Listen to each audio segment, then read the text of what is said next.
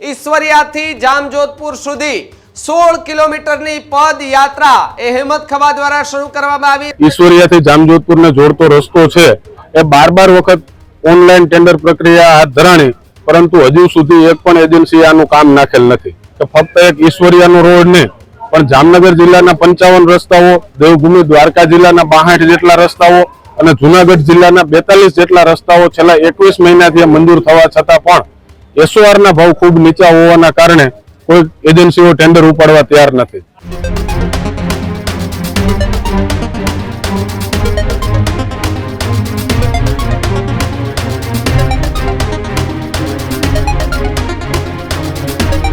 નમસ્કાર, આપ જોઈ રહ્યા છો ન્યૂઝ રૂમ અને આપની સાથે હું છું ભાવિક। ખરાબ રસ્તાના કારણે આમ આદમી પાર્ટીના ધારાસભ્ય હેમતખવાએ લોકોને સાથે રાખી અને કલેક્ટર કચેરી ખાતે પહોંચ્યા હતા।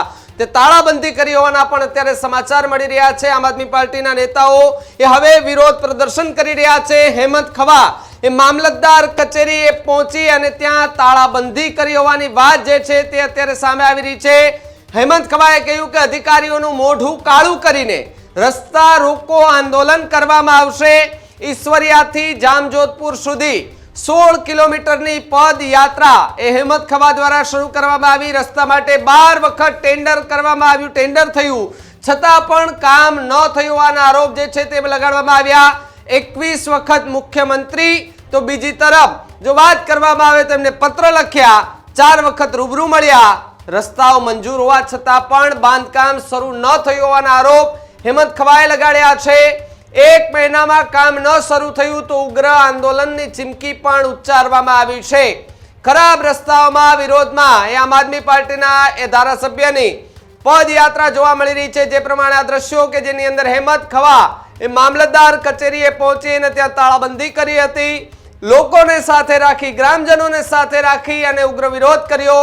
ચીમકી પણ ઉચ્ચારવામાં આવીને કહ્યું કે અધિકારીઓનું મોઢું કાળું કરીને રસ્તા રોકો આંદોલન જે છે તે આગામી સમયમાં જો આ રસ્તા રિપેર ન થયા તો કરવામાં આવશે। બહોળી સંખ્યામાં લોકો પણ આ જે આંદોલન હતું, રેલી હતી, એ યાત્રા હતી તેની અંદર જોડાયા હતા। ખરાબ રસ્તા પરથી તમામ લોકો ત્યાંથી પસાર થયા હતા।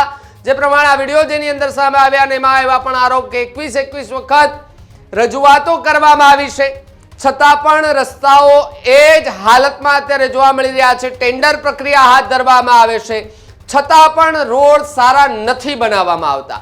આ પ્રકારની વાત અને આરોપ હેમતખવા છે તેના દ્વારા લગાડવામાં આવી રહ્યા છે। તો બીજી તરફ ભારે વરસાદના કારણે કેટલાક રોડ એ ધોવાયા છે।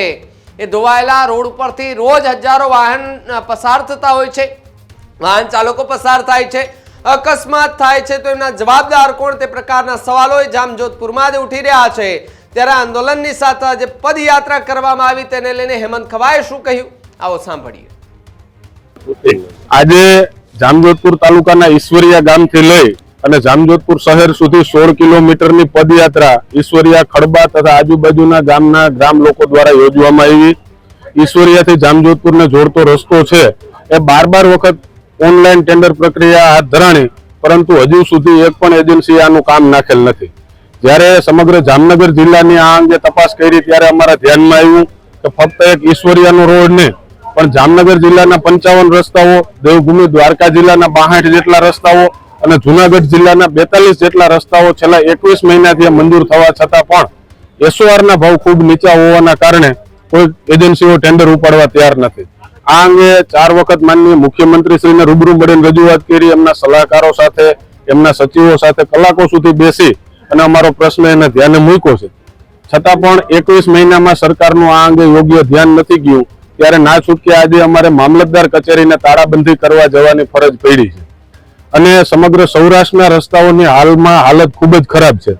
હમણાં 5 દિવસ પહેલા જ માનનીય મુખ્યમંત્રી શ્રીએ જ્યારે નવા રોડ રસ્તાઓની જાહેરાત કરી તો ઉત્તર ગુજરાતમાં 479 રસ્તા, દક્ષિણ ગુજરાતમાં 499 રસ્તા અને સમગ્ર સૌરાષ્ટ્રમાં માત્ર 272 નવા રસ્તા બનાવવાની જાહેરાત કરી, પરંતુ સૌરાષ્ટ્રના નબળા નેતૃત્વના કારણ કે સૌરાષ્ટ્રની 54 વિધાનસભાની સીટમાંથી માત્ર 5 જેટલા ધારાસભ્યો વિરોધ પક્ષના છે અને સરકારમાં બેઠેલો એક પણ ધારાસભ્ય કે મંત્રી આ અંગે એક શબ્દ બોલવા માટે તૈયાર નથી અને જેનો ભોગ સૌરાષ્ટ્રની જનતા બની રહી છે। આના માટે થઈને આજે અમે પદયાત્રા યોજી છે।